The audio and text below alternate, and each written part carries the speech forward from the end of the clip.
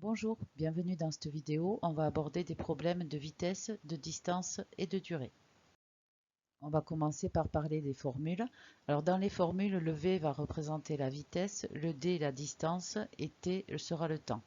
La première formule à connaître, c'est la vitesse égale la distance sur le temps. On peut la retrouver très facilement en se rappelant de l'unité de vitesse, kilomètres par heure, c'est bien une distance sur du temps. Donc, à partir de cette première formule, on va pouvoir en trouver deux autres qui vont nous donner la distance en fonction de la vitesse et du temps, ou le temps en fonction de la distance et de la vitesse.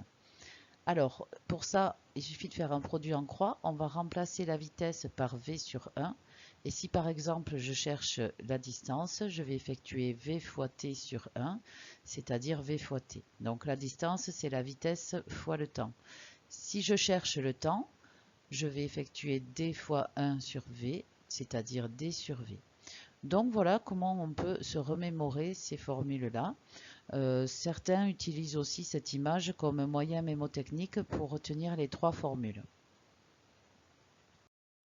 On va aborder les trois types de problèmes que vous pouvez avoir, un calcul d'une distance, d'une vitesse ou d'une durée.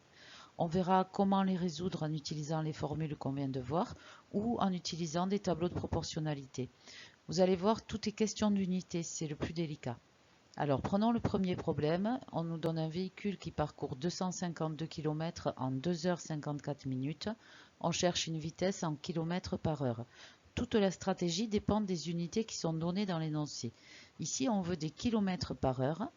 On a bien une distance donnée en kilomètres, donc ça c'est cohérent. Par contre, le temps, lui, nous est donné en heures et minutes et pas en heures. Donc, la première chose à faire, ça va être de convertir 2h54 minutes en heures. Si vous souhaitez revoir comment effectuer les conversions de durée, je vous invite à regarder ma vidéo sur ce sujet. Donc, on obtient 2,9 heures. À présent, on peut soit appliquer la formule, soit passer par un tableau de proportionnalité. Alors commençons par la formule.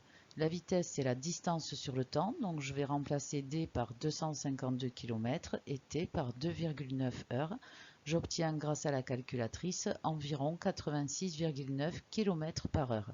L'unité ici de la vitesse se déduit des unités qui sont dans le calcul, les kilomètres et les heures.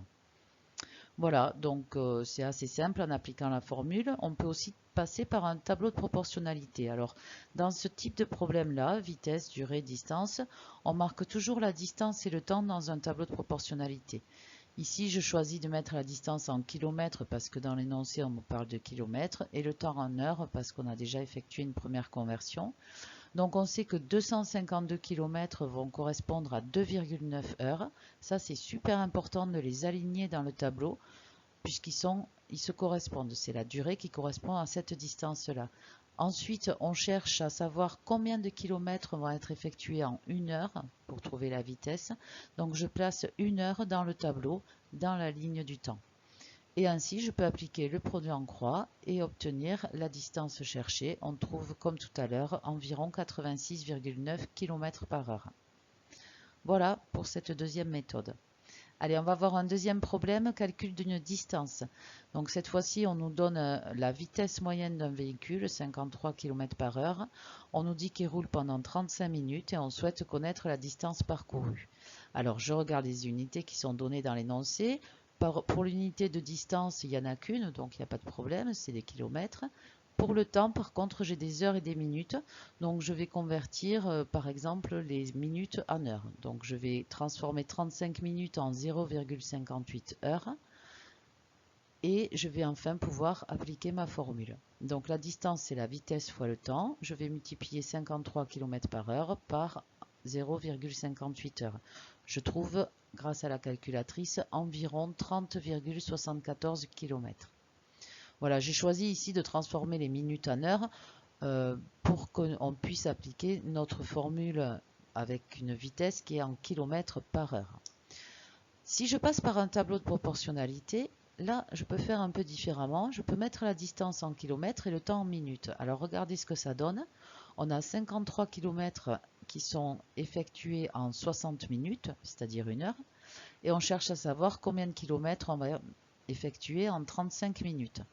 Lorsque je fais mon produit en croix ici, je n'ai aucune valeur approchée dans mon calcul et je trouve environ 30,92 km. Ce n'est pas la même valeur qu'avec la première méthode parce que dans la première méthode, on utilise 0,58 heures qui est une valeur approchée de la durée.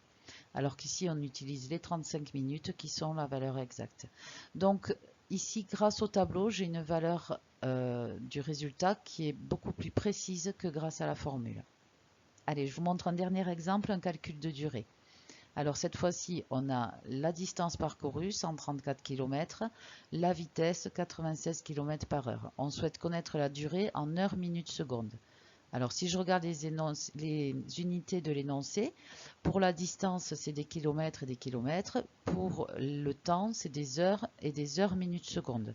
Donc quand on va utiliser la formule, on va obtenir un résultat en heures puisqu'on va diviser des kilomètres par des kilomètres par heure.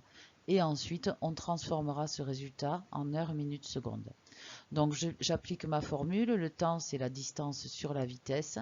Grâce à la calculatrice, j'obtiens environ 1,396 heures. Donc on sait que ce trajet a duré environ 1,396 heures. On le convertit en heures, minutes, secondes pour répondre à la question posée. Voilà, on obtient 1 heure 23 minutes 45,6 secondes. Si on passe par un tableau de proportionnalité, c'est pareil, on va avoir 96 km qui correspondent à 1 heure. On cherche le temps qui va correspondre à 134 km. On effectue le produit en croix et on obtient la même chose, environ 1,396 heures qu'on convertit ensuite en heures, minutes, secondes. Voilà, je crois que je vous en ai dit pas mal. Je vous souhaite bon travail et je vous remercie. À bientôt.